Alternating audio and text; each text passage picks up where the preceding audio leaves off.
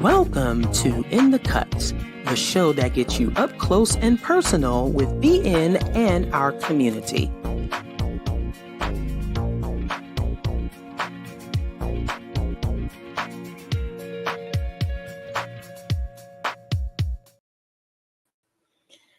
Good afternoon, evening, or morning. Welcome to In the Cut, the show that gets you up close and personal with Black non-believers and our community. My name is Edith Gray, and I am your host for the show today.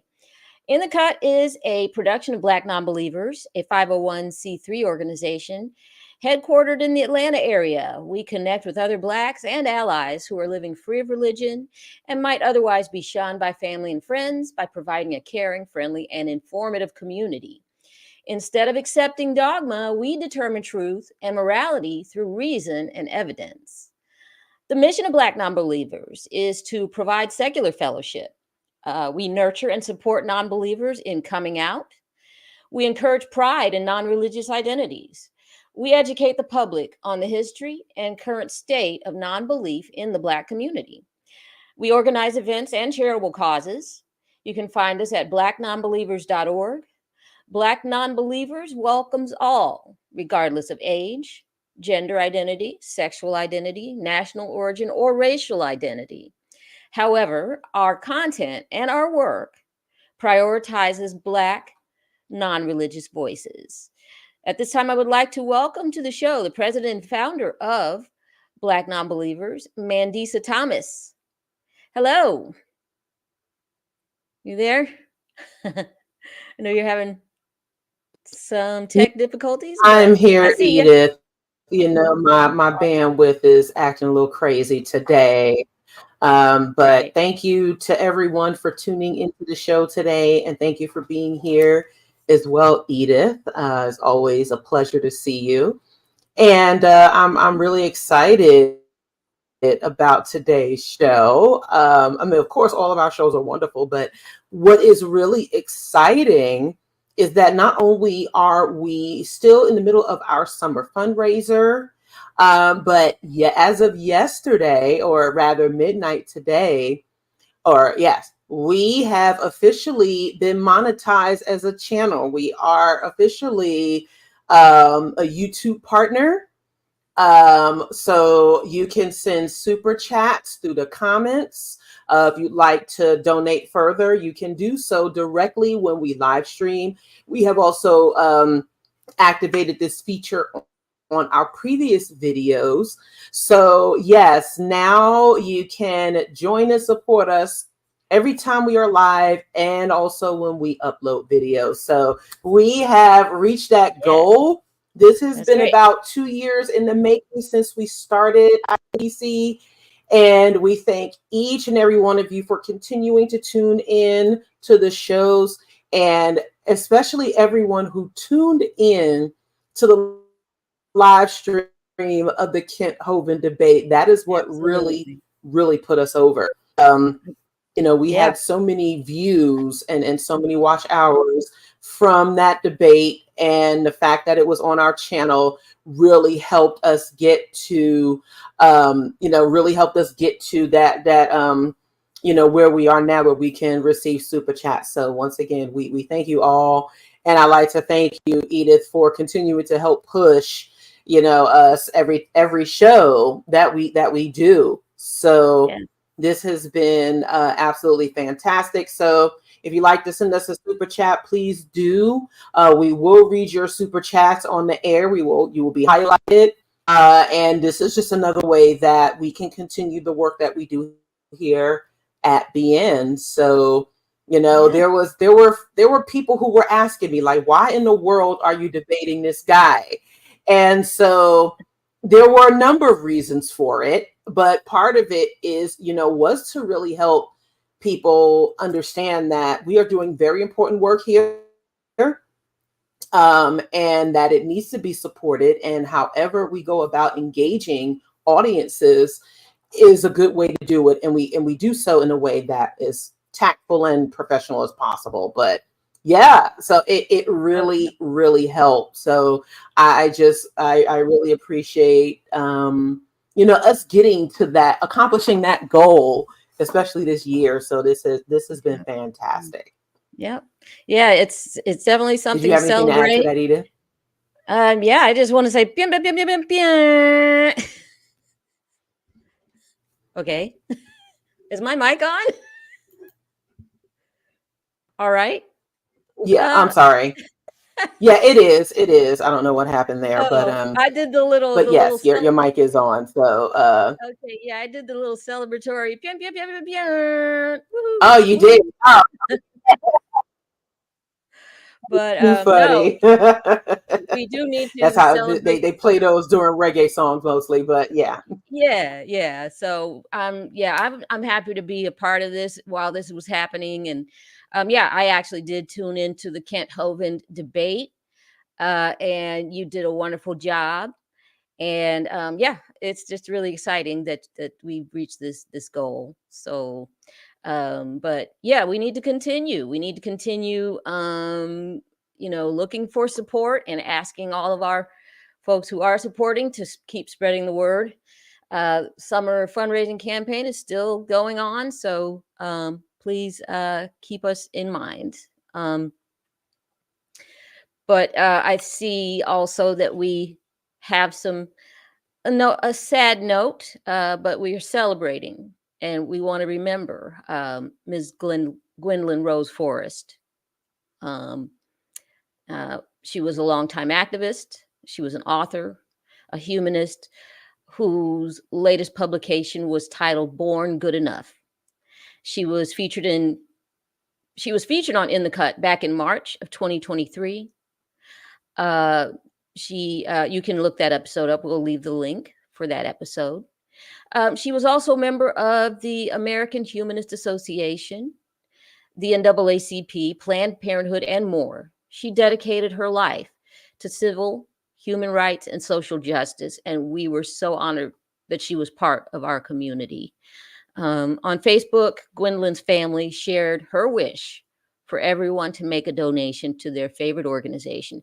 She was a regular financial contributor to BN, and we would like you to ask you to do the same. Of course, we encourage you to donate to other organizations and causes. However, your support for us would really be greatly appreciated. So we encourage you to visit her website to buy her books and read her poetry and other works at gwenforrest.com. We will miss her dearly. I never got a chance to meet her, but I did see that episode. And yeah, any thoughts about dear Gwen?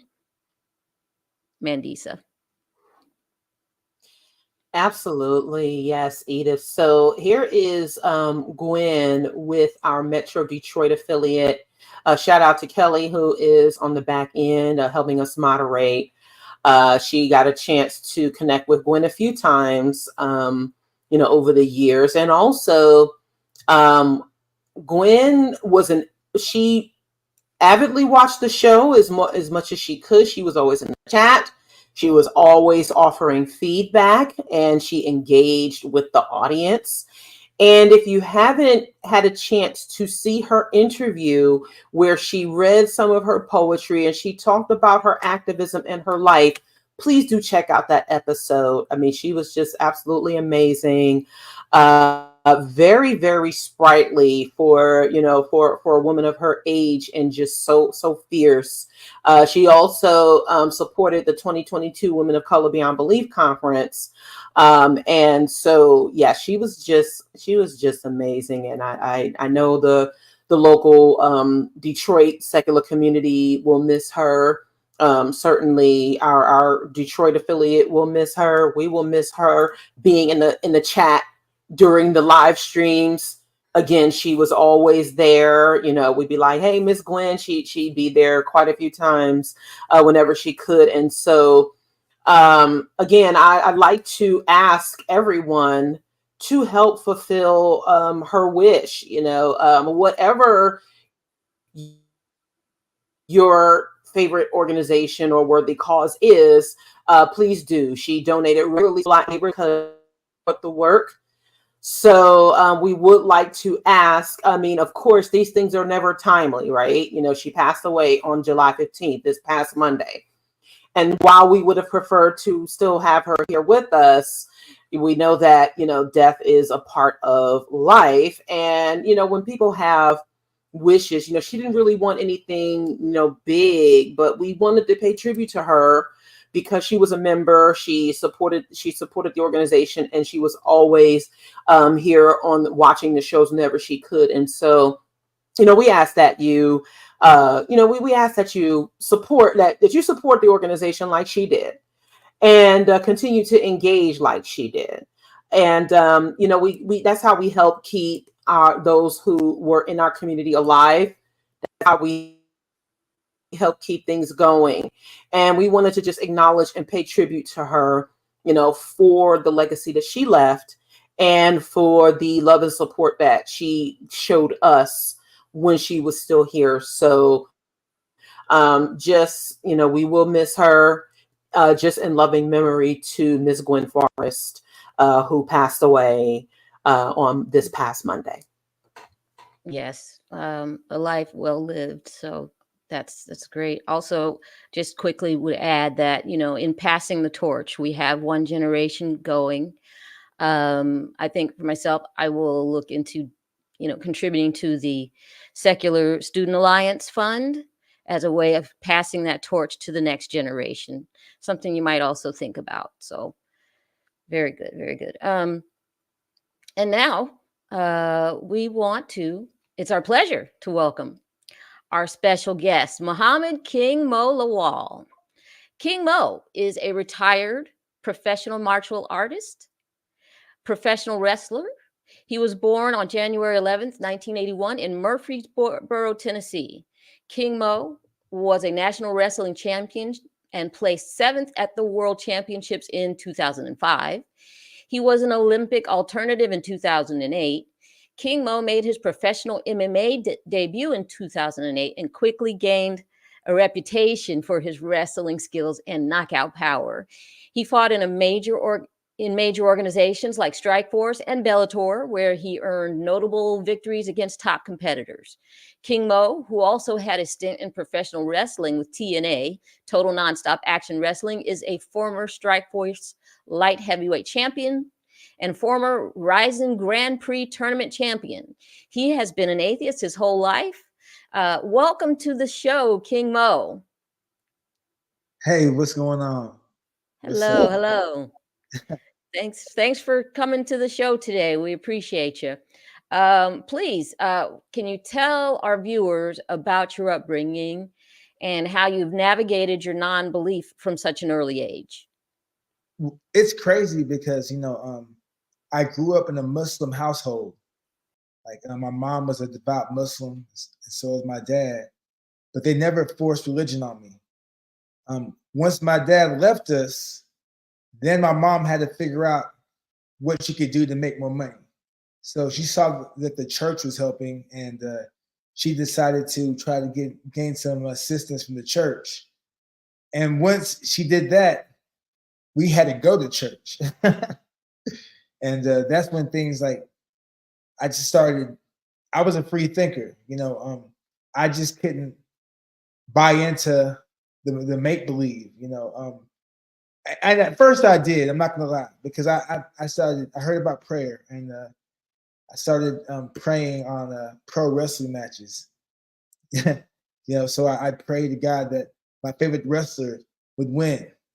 And there are a few times them prayers went unheard. And my mom eventually told me that wrestling's fake. And that's when I kind of put two and two together even more. It kind of backed up my beliefs on. I know it sounds ridiculous, but that's what made me believe that, the whole God religion thing was a farce. So when you found out that wrestling was fake, was it about the same time that you realized maybe religion was also kind of performative in a sense? Or did that come much later? No, that came right after, because then I realized that all the times I was praying, I was wasting time, because in pro wrestling, a lot of the matches are predetermined. So I was just praying for a result that was already determined before the fact. So, Right. Interesting. You know, So, at what age did you get into wrestling, and what has been the most valuable training lessons for you? well, I did both amateur wrestling, which I started when I was 16, and then I went to college. I was a national champion and a multiple time All American. Then from there, I went to international wrestling, which is more like Olympic level wrestling, and I was a 2-time Olympic alternate. And I got a chance to compete and go around the world and go to other countries. And I think when you travel and you see other customs and you see other religions, that kind of even more solidifies my beliefs, because everybody's the same. When it comes down to it, like you see the Christians and Muslims are pretty much the same. If they're very devout, that means they're very conservative. And I feel like when you're conservative, that kind of stifles innovation.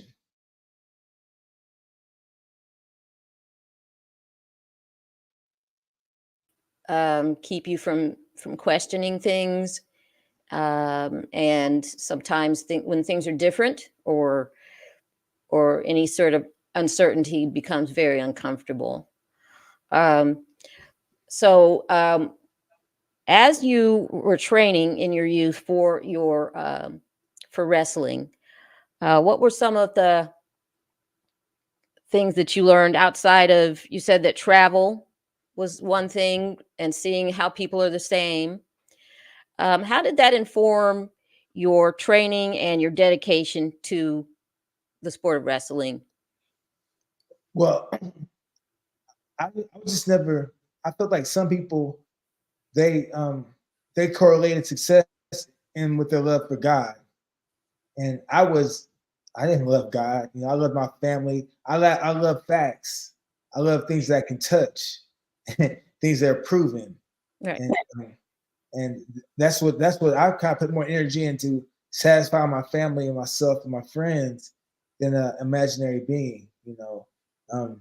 And I told it's crazy because growing up in the South, especially in Texas, everybody's Christian or they're into something. And talking to my friends back then, I thought they were crazy for believing what they believed. But at the same time, they thought I was crazy because I didn't have faith in a person that I've never met or seen before. And when I talk to them, it's kind of weird because I feel like they know better. They know, but I think that maybe just the years of being brainwashed, or just the years of being or buying into something, is hard to erase, and it's just it's part of their custom, I guess. It's ingrained in their culture too. I think that is, like you say, people do have that reasoning ability, but at the same time, so much of this is infused with cultural surroundings and everyone around you, that even though they know that there's that it's irrational what their beliefs, because they want to still have that community around them, and that's just a natural thing for people to want community. They hold on to these irrational beliefs. Yeah, that was one of my questions that I was going to ask you. Seeing that, yes, in sports, as you mentioned, we see a lot of reliance on supernatural beings for all of the great accomplishments.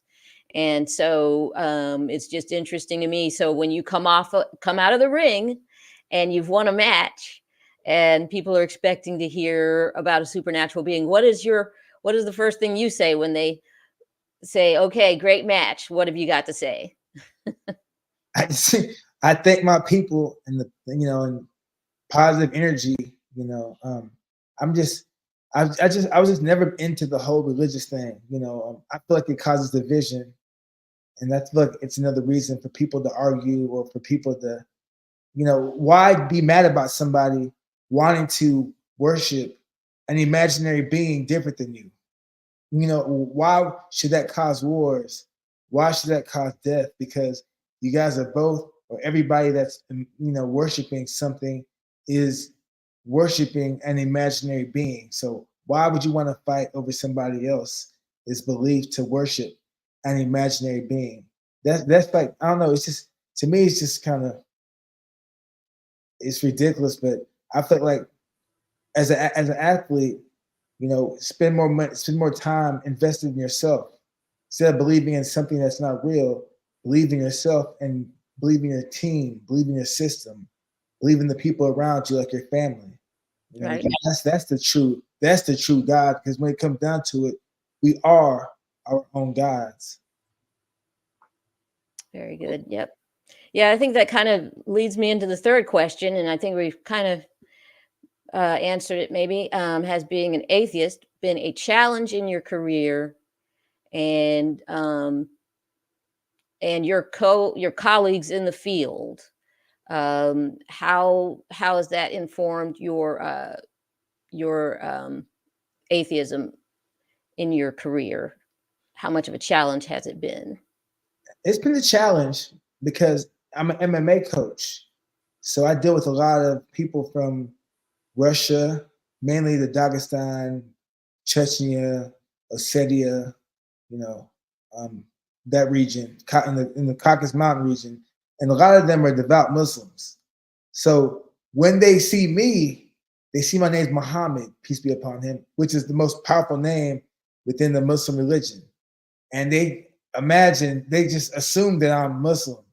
But then I hit them with the truth that I'm like, you know, I'm an atheist. I don't believe in any of that. And it kind of, some people just don't want to deal with me off of that. And then some realize that, you know what? We ain't got to believe the same things, but I have knowledge that can help them win some fights. That part of the world is very Muslim. There's a lot of Muslims in that part of the world. But yes, I think if you kind of alluded to it earlier, it's not about the supernatural. It's about when you're training, you know, the number of reps that you're doing, the all of those actual physical markers and measurements are what actually should be the gold standard and the reference point for how your training is going and how successful you can be. So yeah, we have a bonus question from Cynthia. That's cool. What is the best wrestling move to restrain a very active 3-year-old? Do you have children yourself, or? Yeah, but the active 3-year-old, double chicken wing, the bear hug. You know, how big is the 3-year-old? First of all, but really, I'd say double underhook, just or simple bear hug, easy bear hug, simple bear hug. You don't have to expend too much energy.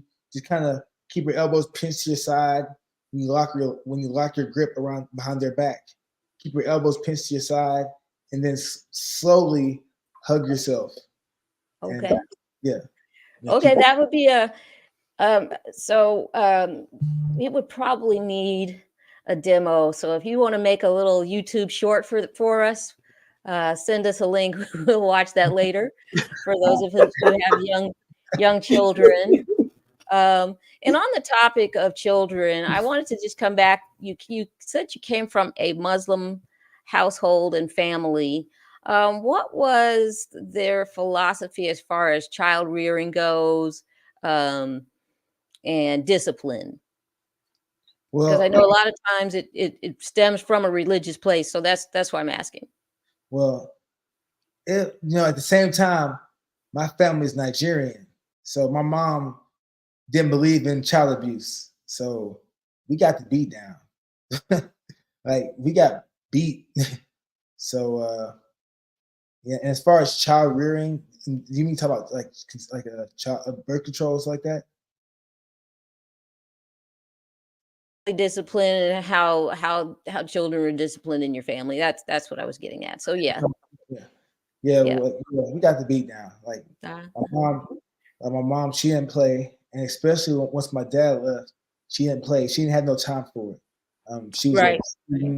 worked, and it's crazy because she got remarried, and my stepdad was a former, he was a former Jehovah's Witness from Detroit, and he fell into that, and they ended up like meeting each other, and they started going to church, and I have a little brother who's like about good 16 years younger than me, if not even. Actually, yeah, he's got 16 years younger than me. Wow. I remember when he was 5 years old, he was talking to me about, God, Jesus Christ. And I was like, hey, all that stuff is fake. And you remember this conversation, because I'm gonna bring it up to you and you'll agree with me. Fast forward 3 years later, he became an atheist. Like pretty much my whole family now, my mom, like they like the community aspect of the church. But when it comes down to believing that stuff, they know better. They know better. It's just sometimes like, if church could be done differently, maybe based upon another set of values, that'd be better. I feel like, not monetary, but maybe regionally, I have no idea. But I think that sometimes when you just buy into the way the religion spun, especially in America, I feel like when you're Christian in America, you're pretty much, you're buying into European, the European aspect.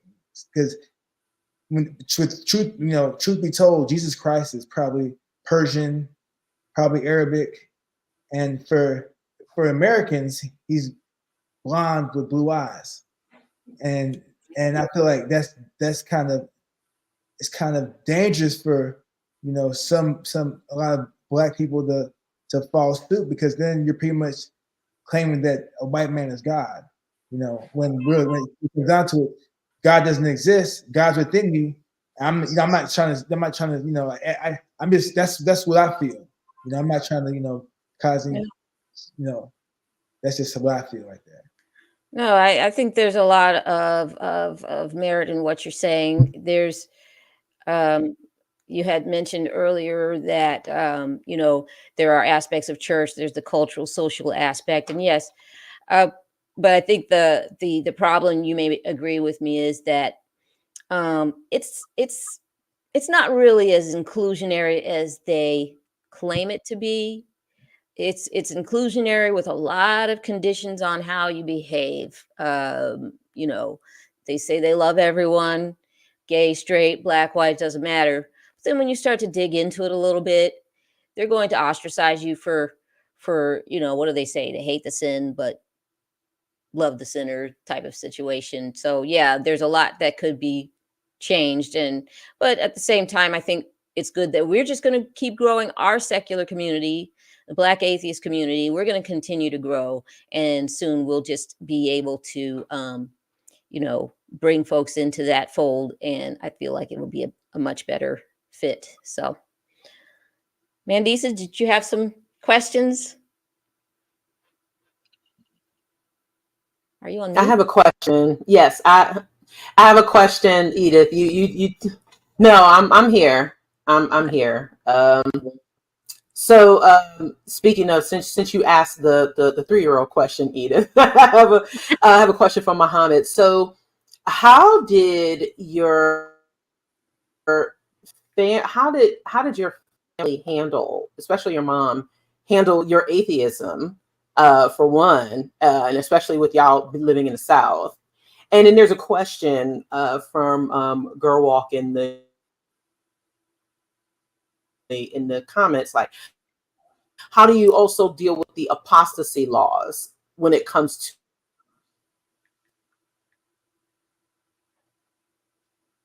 I'm sorry, did y'all get the question? Apostasy laws when it comes to what? Islam, the apostasy laws with Islam. I'm gonna be honest with you, I'm not too familiar with there was a question about how do you deal with the apostasy laws. I honestly, I don't know, because I'm not, like, when I travel, I adhere to the laws of the land so I can get back to America safely. So I'm not trying to disrespect anybody else's country. So if they have Sharia law, and I'm gonna follow their laws, you know. But what was the other question now? With the my mom, my family, yeah, my family at first, they Yeah, I'm thought that sorry. I was How did your mom handle your atheism? okay. Yeah. Yeah, all right. At first she thought I was crazy. You know, everyone, they all thought that I was crazy. And then I think over time, everyone started believing that there's no God. You know, people have the faith. Like, it's easy to have faith when, like, you know, if you're locked up and you have nothing else to look forward to, or if you're struggling and like, and you lack education, or you were born into a family that was very wealthy. You know, that's it's easy to hold on to faith then, but at the same time, like, a lot of those people, I feel like when they really sit down and think, they realize it's like not really real. When it comes down to it, they know it's not really real because everybody has doubt. Everybody wants to see something concrete. And even as an athlete, when I train, I'm trained to believe that I'm gonna beat this guy up.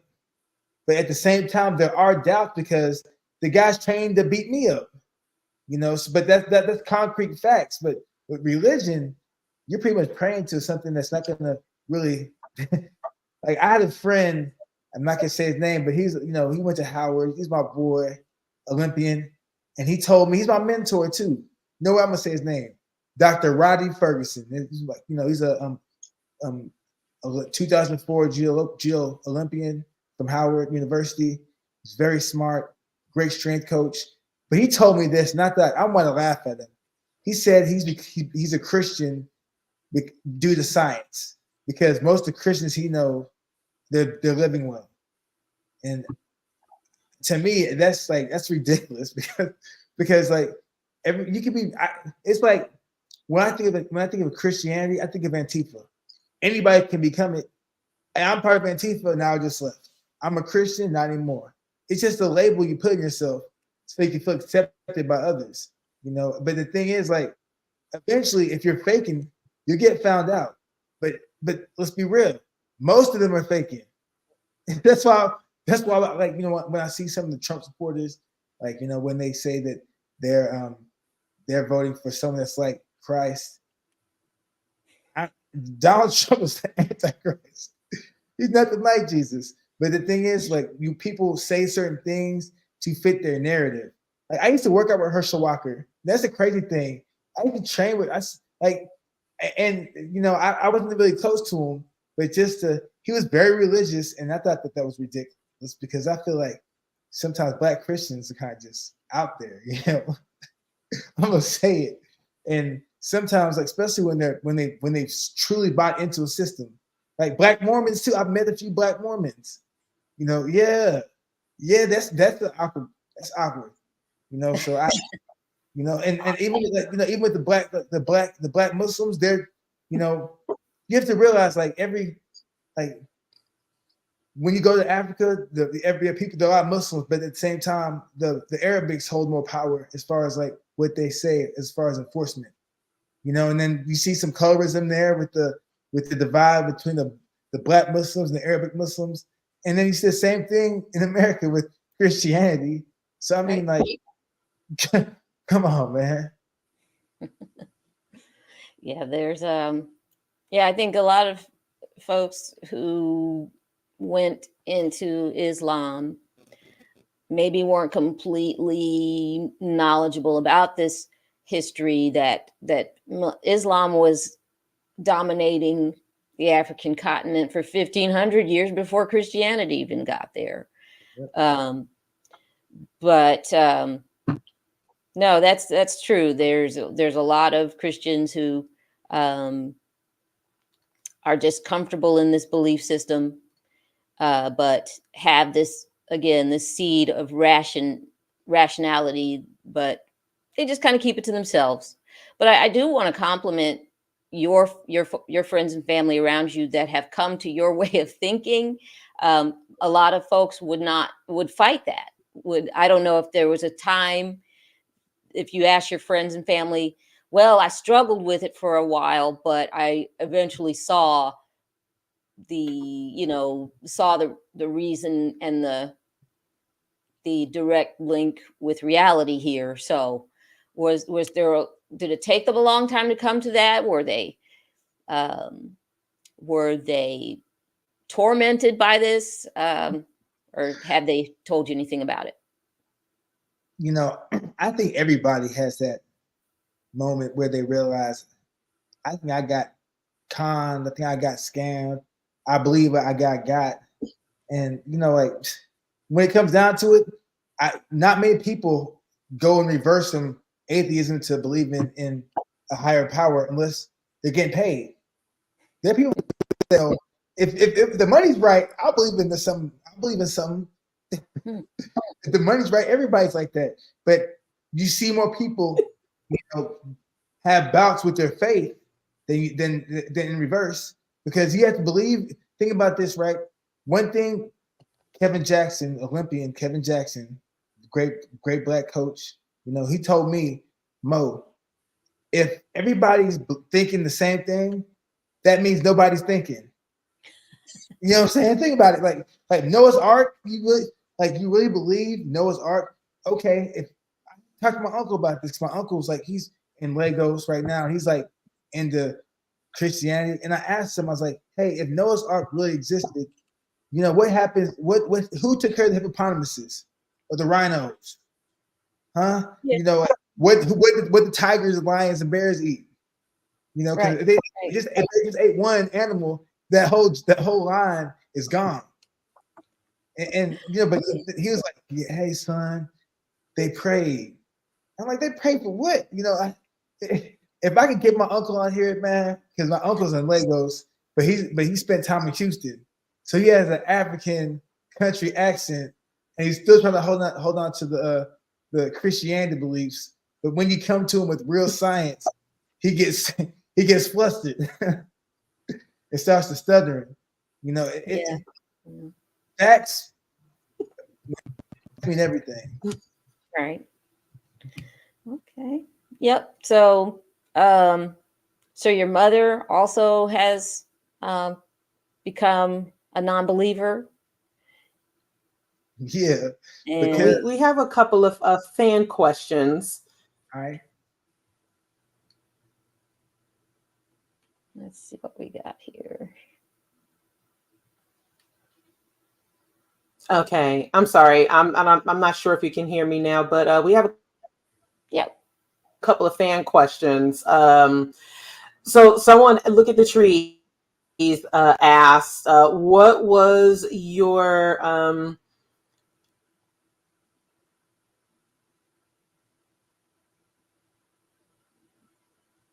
career? What was the toughest fight of my career? The most satisfying victory? Actually, I rate them all the same, because it's easy to say, you know, your last fight was the biggest fight of your career, or the next fight is the biggest fight of your career. But when it comes down to it, they all wins and losses are the same in a sense, because with the loss you learn, with the win you gain confidence. So sometimes you might take a few bumps, but learn a lot, and then there are times you win and you don't really necessarily learn too much, but what you might gain is confidence to do more.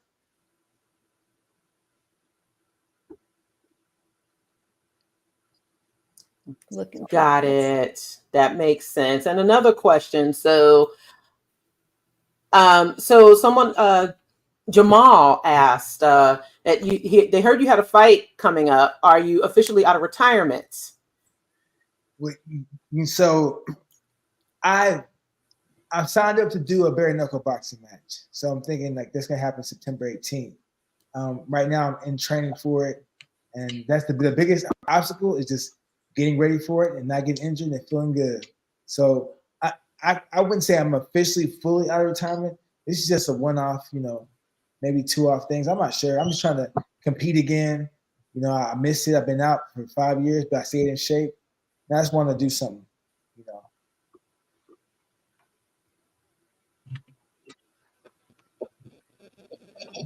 And will you be going back to the Caucasus region? We appreciate that there are folks here who have followed your career. Edith, what'd you ask now, Edith? Oh, I was just asking if you'll be doing more traveling to the Caucasus region to do more training. Well, I won't be training, but I have a few. I train a lot of athletes from that region because when I used to wrestle their coaches. So their coaches know me, and like I know them from competition from years ago. So like they're like a lot of times the athletes will leave their coach to come to America, and they'll see me and they'll come to me and they'll ask me to train them. I've trained a guy named Muslim Salikov, the king of kung fu. He's from Dagestan. He's a devout Muslim. I have a guy named Ramazan. He's a heavyweight. He fights Day White Contender Series in September. He's undefeated. He's a devout Muslim. Albert Tumanov. He's a APA champion. You know, I have quite a few athletes that I trained that they're devout Muslims. But my name's Muhammed, and I'm an atheist, so it kind of throws them off. But at the same time, they like my knowledge, so they accept me for who I am. That's great. That's great. And I think, you know, interacting with people of faith, being a non-believer, you want to it's just another opportunity for people of faith to see a good example of someone who's living a balanced and healthy life without belief. So keep going. Yeah. And the thing is, like, let's be real, like most of the people there, belief is one thing, but not many people have true belief because in America, we have so many options. Life is kind of easier compared to other places. So I can see why. I've been to other places where life seems a little rough, and I can see why they're devout with their religion. Where in America, like when a lot of people from those countries come to America, they forget all about the religion. They kind of become more Americanized because, like, when it comes down to it, like, religion is nothing. It's just a way to keep control and a way to have a little brotherhood, but it's nothing. Yeah, it does. That is one tenet of religion that has helped. Actually help keep people under control in not in a good way. But yeah, those situations in countries that aren't as developed, they tend to lean on religion. Anytime you're in a place of vulnerability, there is that chance that you will go with the way of faith. But anyway, let's see. Any other questions? See any good questions in the chat, Mandisa?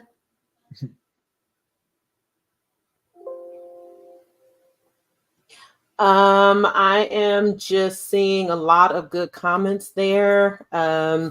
Right about that. So going back to children for a second, and this will be my final question. When you said your mom said that wrestling was fake, did that make you gravitate towards wrestling more? Because clearly there is a difference in the wrestling that we see on TV and then actual pro wrestling. So they are different. But and would you recommend that more children actually get into wrestling, like pro wrestling, just as a sport and as for training? Well, okay, so I recommend this. Anybody that has children, if they want their child to be in shape and disciplined, enroll them into folk style wrestling and a nearby wrestling some type of wrestling team, a wrestling program. If you're in high school and you're not sure what you want to do, but you're an athlete, find you a pro wrestling school. Learn how to pro wrestle. Learn how to hit those ropes. Learn how to do the moves, because you never know where that can take you. Because there are people out there like Swerve Strickland, some famous black wrestlers out there that they have a chance to go to other places to perform and show their art and showcase their skills. So there are a lot of people out there that look at football and basketball as a way out, but pro wrestling is a way to show your personality and show your athletic ability. And then for those that want to compete in the combat sport, amateur wrestling is very good because it teaches defense, offense, and teaches, great discipline. That's wrestling along with boxing are the first original martial arts. And I feel like those are very integral, and they'll help you with life. You learn how to do either one.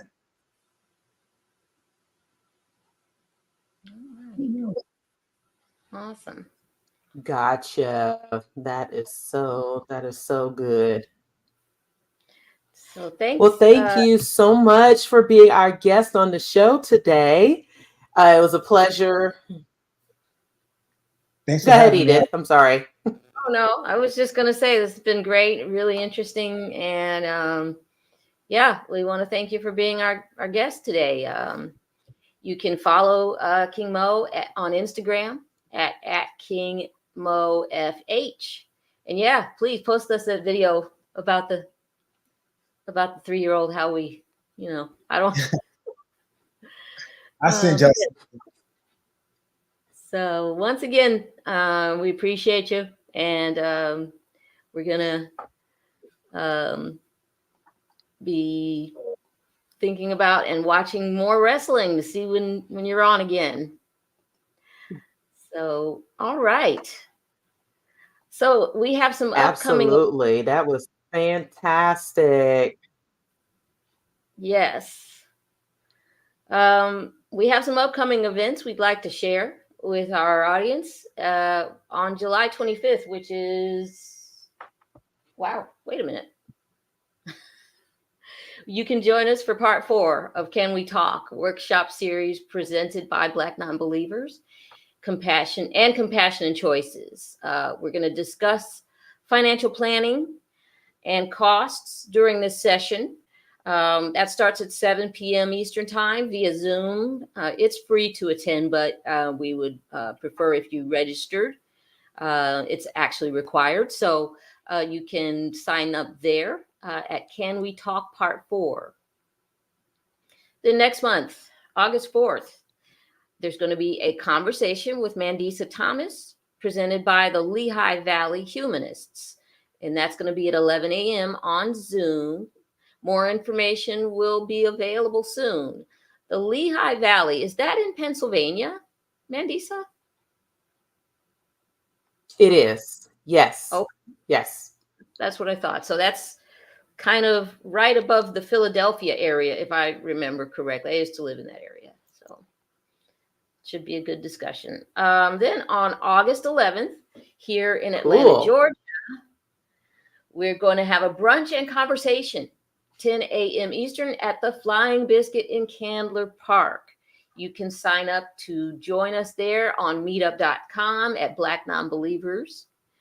Then on August 18th, Mandisa Thomas speaks with Georgia Mountains Universal Unitarian Church at 10:30 Eastern.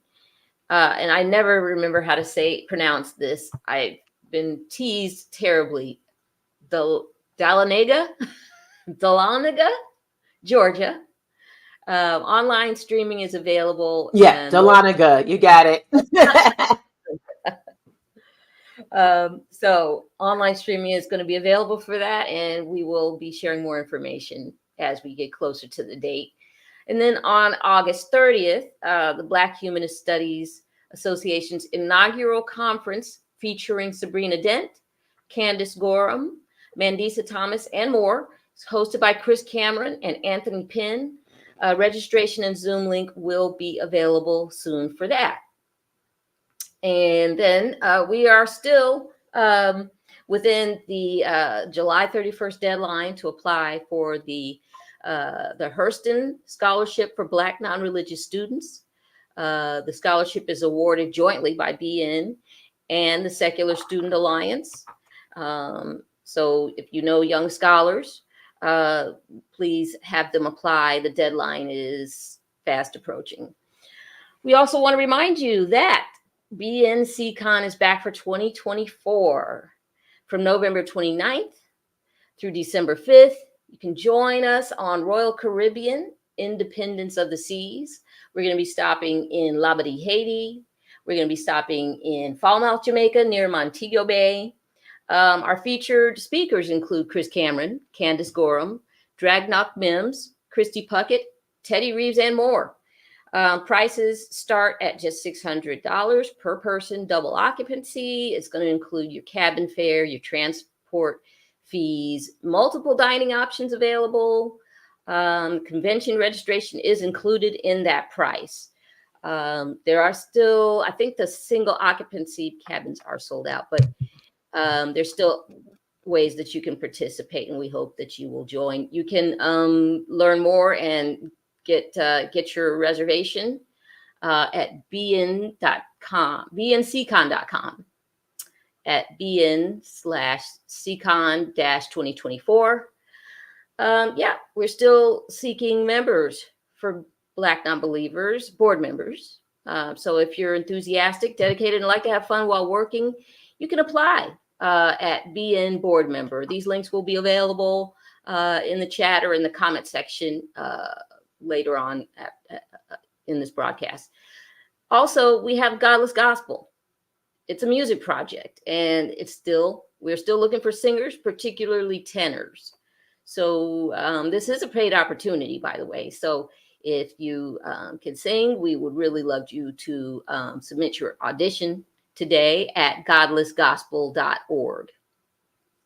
And as always, we will keep you posted on social media and on upcoming shows. So we would like you to check out the We Are My Dream Etsy shop. You can purchase your favorite crochet items. Custom pieces are available. That's at etsy.com. We Are My Dream. And finally, if you're looking for a great gift to give at any time of the year, you can pick up a copy of Name Dropping. It's created by a previous In the Cut guest and a new BN board member, Deanna Williams and Jesus Reyna. Name Dropping is the frustratingly fun movie trivia game. Click on the link in the chat to purchase today. That's namedroppinggame.com. And that is it for announcements. If there's, did I miss anything? Before we go, Edith, I'd like to. You did not, and I want to shout out Robin Webster for our first ever super chat. Thank you so much, Robin. She says the debate was awesome.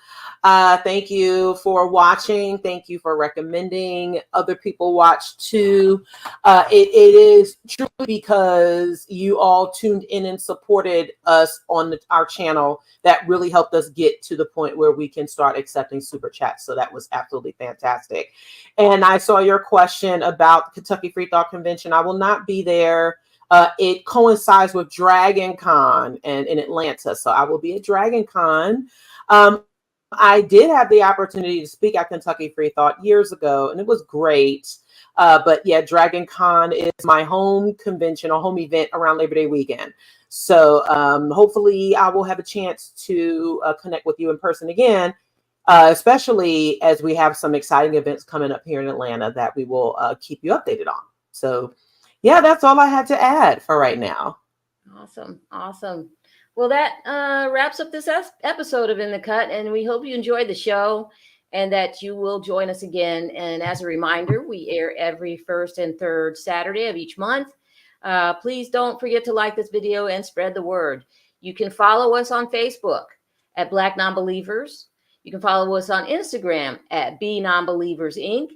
and on X, which is formerly Twitter, at BNonbelievers. The B and the N are capitalized. You can subscribe to us on YouTube. And now that our channel is monetized, we really do appreciate your support as ever before. And we want to thank you all for tuning in and supporting us. You can find your local BN affiliate on Meetup and join all of them. Remember, we are looking for new organizers, so be sure to complete the volunteer form on our website there. And then you can also learn more and make your tax-deductible donation to Black Nonbelievers at blacknonbelievers.org/donate. And if you want to represent BN even more, you can get our swag. We have shirts, we have hoodies, we have mugs, and more from our online store at blacknonbelievers.org/store-2. So we want you to take care this week. And until we see you again, Hopefully nobody's going to be dealing with the blue screen of death. Microsoft really put us out there. So I just want to say thank you again. And so before we end, yes, and before we end, Edith, I just want to announce that we have a new shirt coming, which features Edith's quote from Across Generations. Jesus was thrown under the bus so that God could get clout. You can pre-order those shirts on our website, but they will be available for sale very soon. So as soon as we get them in stock, we will list them as being live on our website, on the store. So yes, look out for those coming very, very soon. So you'll be seeing us wearing them. And yes, be sure to purchase yours today. All right. Well, thanks for that. Take care, everybody.